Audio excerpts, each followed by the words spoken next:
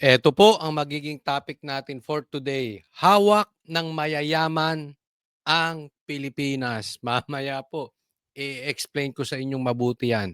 Eto pa, isa pa. Mark Safe ang magpinsan. Hindi. Marcos at Romualdez. Mark Safe. Mamaya pag-uusapan natin yan.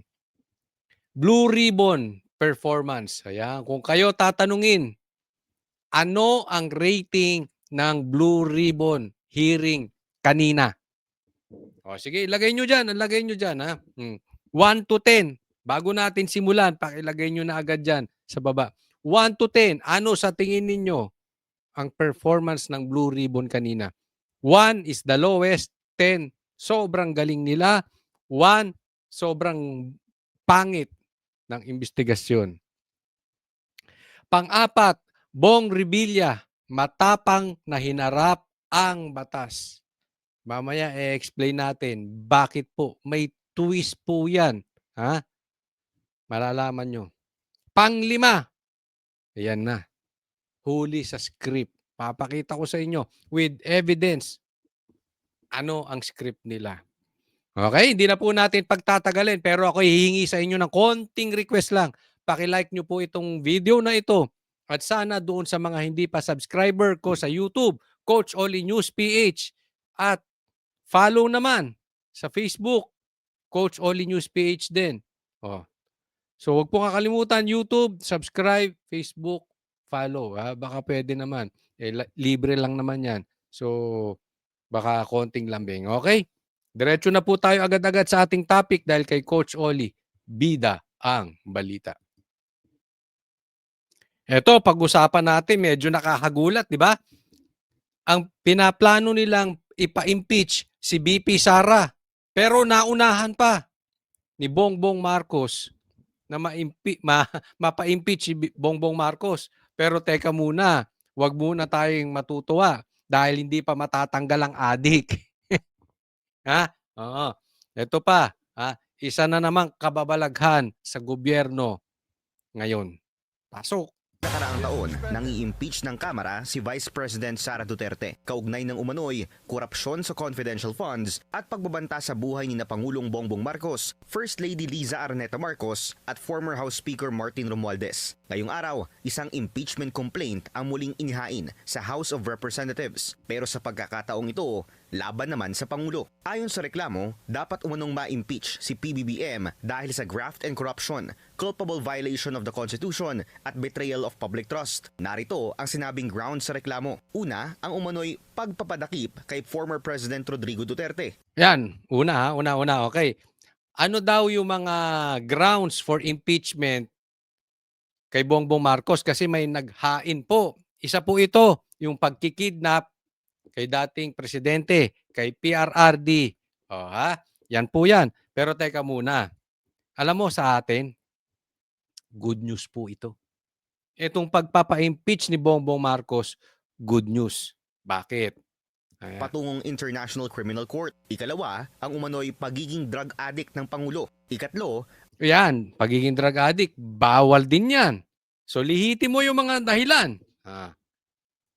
Ang umano'y pagkabigo ni PBBM na i-veto ang unprogrammed appropriations at other unconstitutional provisions sa General Appropriation Bill mula 2023 hanggang 2026. So ibig sabihin, merong nangyaring unconstitutional. Alam naman natin yung nangyaring corruption. Diretsuin na natin, yung nakawan. Pikit mata lang. Inapruban ni Bongbong Marcos. Tama din naman yan. Ikaapat, nakinabang daw si PBBM sa mga kickback mula sa budget insertions at ghost flood control projects. Tama din naman yan. Ako'y naniniwala na nakinabang si Bongbong Marcos sa ghost projects. At huli, ginawa raw ng Pangulo ang ICI para depensahan ang kanyang mga kurap na kaalyado. Mismo rin. Tama din yan. Oo. Yung ICI nilinis. Ano bang napala natin sa ICI? 'Di ba? Nalinis lang yung anak na si Sandro at yung pinsan na si Tambaluslos. Tama rin. Isang attorney Andre De Jesus ang nagsumite ng reklamo. The only way for evil to triumph is for good men to do nothing. And if someone does something that at the very least, in my case, I could rest at night knowing I at least try to do the right thing. Win or lose. Ang endorser, si House Deputy Minority Leader at Pusong Pinoy Party List Representative Jet Nisay. Siguro, nung nilapit sa akin ni Attorney Andre, pinag-aralang mabuti. Actually, hindi lang naman ako nag-aaral nito. Siyempre, yung mga legal natin. So, pinag-aralan namin ng halos ilang weeks. At nakita namin na ito yung hinahanap ng ating mga kababayan. Matatanda ang isa si Nisay sa mga umano'y contractor na pinasasampahan ng kaso ng ICI at ng DPWH noong nakaraang taon. Ayon sa joint referral na isinumite nila sa Ombudsman noong Nobyembre, si Nisay ang may-ari ng sole proprietorship na JVN Construction. 2021 at 2022 raw nang makatanggap ito ng 3 infra projects mula sa gobyerno na aabot ang halaga sa 73.7 million pesos. Nang tanungin si Nisay kung nakikipagtulungan siya kay VP Sara kaugnay ng inihaing impeachment complaint laban sa Pangulo, agad itong itinanggi ng kongresista. Hindi naman. Ako hindi ako naniniwala na talagang may kuntsabahan si BP Sara. Mamaya, relax lang, tatapusin natin to. Okay, may twist din nito eh. Oh. Sa isang Facebook post, sinabi ng political commentator at public interest lawyer na si Attorney Jesus Falsis na may indicators umano na pro-BBM ang endorser na si Congressman Nisay. Posible Yan. Ito yan. Alam mo, itong si Falsis, may tama diyan, may tama dito. May tama siya dito, ha? Bagamat ito ay hindi ko maintindihan kung ano na ba talaga ang kalagayan nitong Falsis na to. Hindi ko naman nasusubaybayan ang kanyang vlog, no? Pero ito ay sabi protector nasa kampo, sabihin na lang natin, nasa kampo ng administrasyon. Okay? So tama. Itong si Nisay, siya ang isa na bumoto doon sa impeachment ni Sara. Oh, siya nag-create ng Maharlika Investment Fund. Oh, siya din ang nag-close ng Bataan Governor. He is close to Bataan Governor Joet Garcia. Anong ibig sabihin nito? Siya ay pro-BBM. At ako'y naniniwala kahit naman si Baste sinabi, drama lang to. Itong ginagawa nila, drama, itong impeachment. Bakit kanyo? Kasi pag hapsyaw ang isinampang impeachment, for 1 year, hindi na mapapa-impeach si Bongbong Marcos. Isipin mo, pro-BBM ang nagsampa ng impeachment. Ako'y naniniwala, tama yan. Tama yung sinasabi.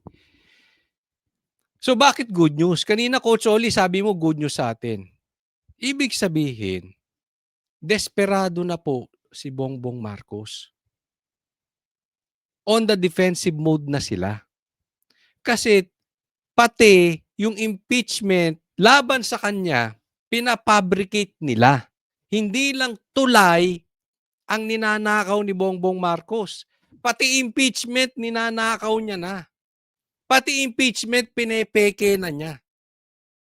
Ibig sabihin, ganun sila kadesperado na within 1 year, alam niya, it's very, very possible matatanggal siya.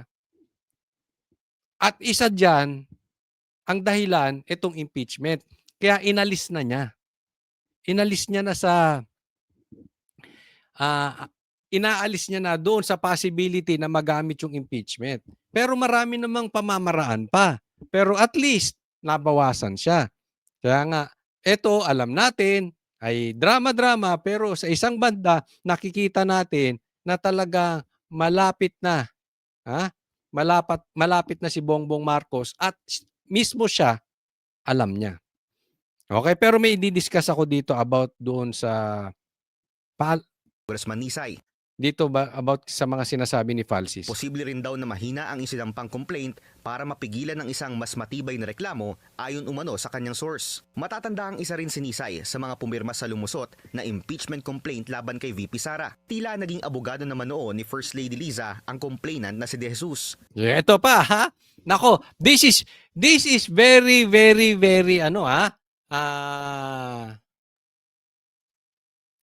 Obvious.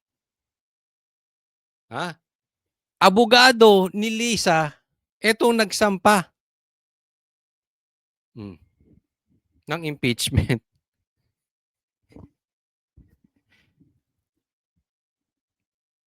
Hindi ba pinagluloloko nyo ang taong bayan niyan? Anong makikita mong dahilan na yung abogado nung asawa ang nagsampa para sa impeachment? Bigla-bigla na lang? Bigla-bigla ka na lang nagsalita about sa maling ginagawa ni Bongbong Marcos na dati naman ay hindi? Kuntsabahan ng abogado at ng asawa. Bakit ko po idinidiin ito? Kasi mamaya lang, meron akong ipapakita, kuntsabahan din, di umano, ng isang abogado at saka nung isang tao, mamaya explain natin. Ito naman, bagamat hindi natin alam kung totoong may sabwatan, pero sino namang maniniwala? Abogado ka na nagsampa. Abogado ka, di umano ni Lisa na nagsampa ng kaso kay Glenn Chong. Ito po yun. Matatanda ang nagsampa ng disbarment case si De Jesus laban kay Attorney Glenn Chong dahil sa isang negative remark nito laban kay FL noong 2024. Di ba? Ano yan? Ano nang kalokohan ginagawa ninyo? Sagad na kayo talaga sa panloloko sa taong bayan.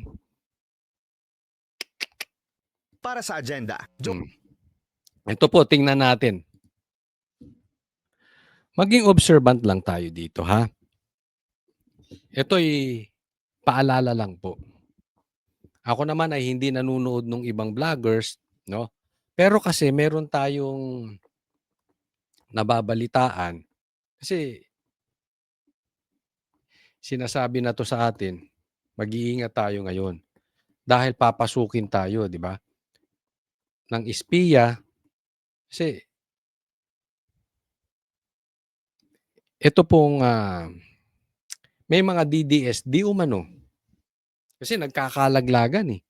Di ba? Ngayon, bakit parang yung kanilang mga kakamping vlogger nilalaglag si Bongbong? Na napansin niyo po yan?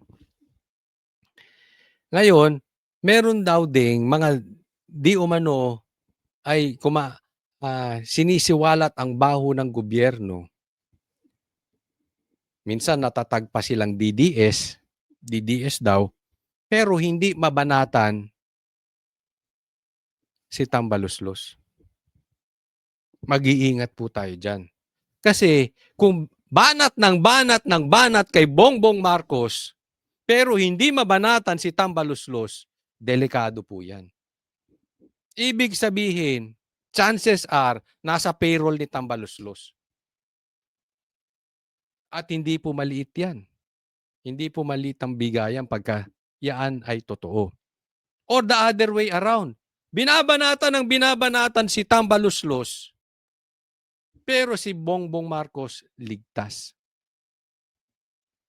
Meron din ako naririnig na ganyan. Pero mas madalas, banat kay Bongbong, pero si Tamba nililigtas, hindi binabanatan. Ingat po tayo sa mga ganyang politiko. Ingat po tayo sa mga ganyang vloggers.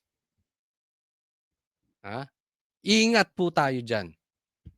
Mapa-DDS yan, mapa-admin yan. Ingat.